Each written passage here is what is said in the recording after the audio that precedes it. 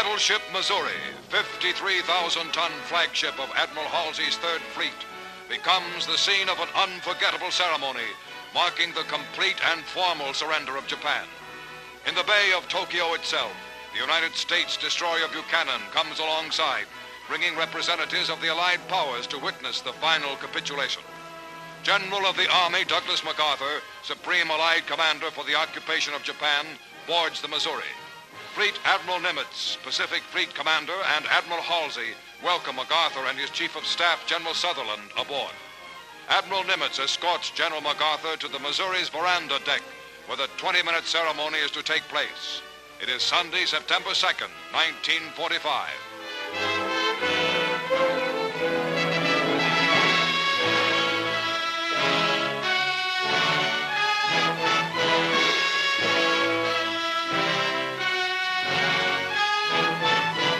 Cameramen and reporters of many countries record this historic moment as United Nations military leaders crowd aboard the Missouri and examine souvenir cards bearing the Japanese flag, special mementos of the occasion.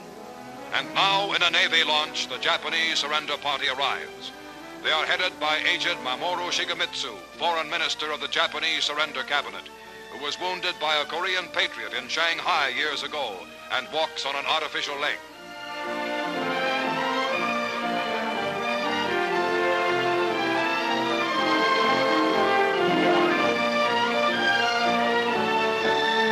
The Japanese delegation lines up on the opposite side of the surrender table from the Allies. A war which had entered its 8th terrible year in China, which had raged for 3 years and 9 months for America and Britain, which was the brutal, costly eastern half of the most horrible worldwide war in human history, is now within minutes of ending for good. General MacArthur speaks.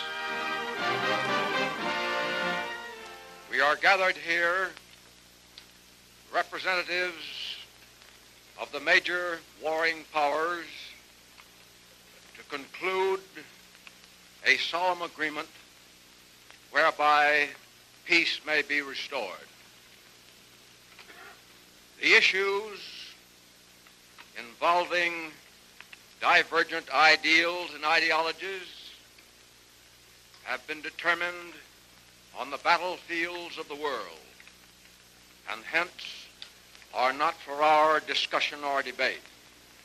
The terms and conditions upon which surrender of the Japanese imperial forces is here to be given and accepted are contained in the instrument of surrender now before you.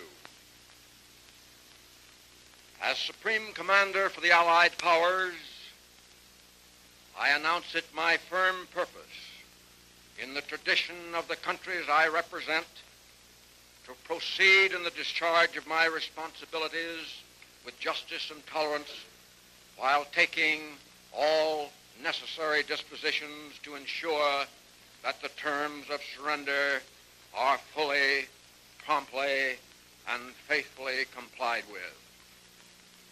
I now invite the representatives of the Emperor of Japan and the Japanese government and the Japanese Imperial General Headquarters to sign the instrument of surrender at the places indicated.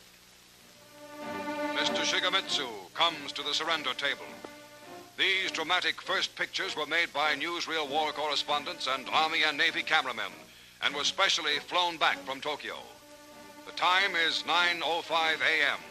The Japanese have been on board exactly 10 minutes.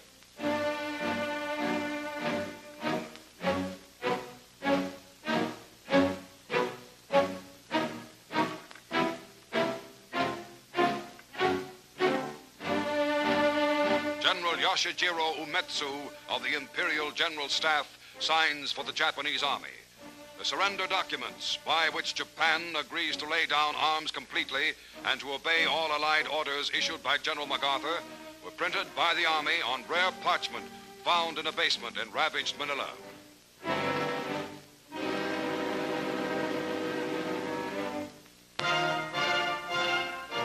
General MacArthur signs as Supreme Allied Commander.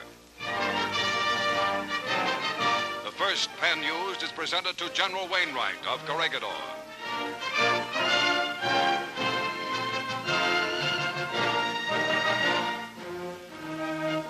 The second pen to British General Percival, commander at the surrender of Singapore. MacArthur uses 6 pens in all, affixing what will be the most important signature in Japan to the document that ends permanently that nation's regime of terror and aggression.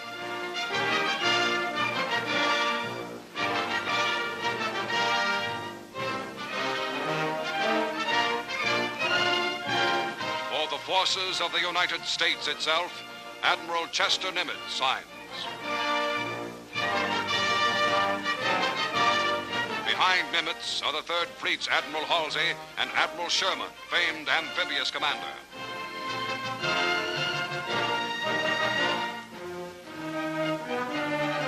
General Su Young Chang, Chief of Military Operations for the Chinese National Council, signs for China.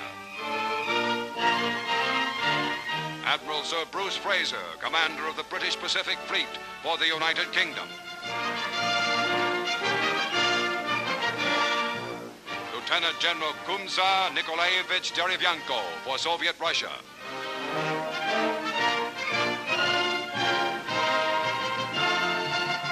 General Sir Thomas Blamey for Australia. Colonel Lawrence Moore Cosgrave for Canada. General Jacques Leclerc, hero of Africa and Paris, for France.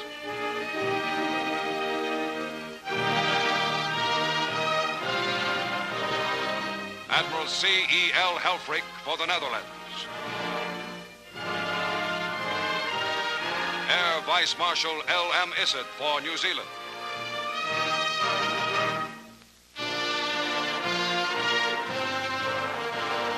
Concluding the brief history-making ceremony, General MacArthur expresses a wish. Let us pray that peace be now restored to the world and that God will preserve it always. These proceedings are closed. Swarms of United States aircraft fly in formation overhead as the ceremony ends.